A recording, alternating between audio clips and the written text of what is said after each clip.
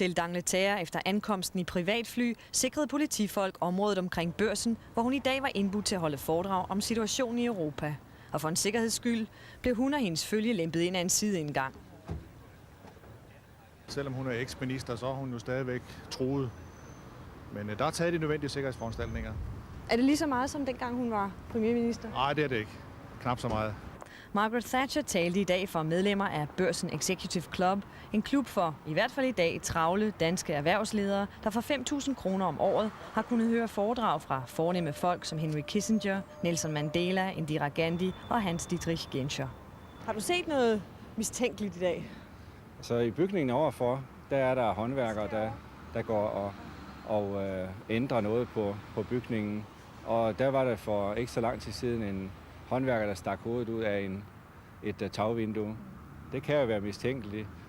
Udover en ikke så ringe timeløn, krævede Margaret Thatcher, at hendes tale ikke skulle nå ud til offentligheden. Vi fik dog nogle af tilhørende til at afsløre hovedbudskabet. Hovedbudskabet var, at vi skulle stemme nej til Maastricht-traktaten her ved næste afstemning. Det var at melde klart nej. Følger I nejet? Nej, det gør vi ikke. Jeg synes, hun er en meget convincing lady. Vil du stemme nej næste gang så? Det kunne jeg godt være tilbøjelig til, ja. Hvad var hovedbudskabet fra Margaret Thatcher? Det var selvfølgelig, at vi skulle sige nej til næste afstemning. Men jeg tror nok, vi besender os og stemmer ja den her gang. Can I ask you for your advice to the Danish people? I've just made a whole speech. I won't add to it. Thank you.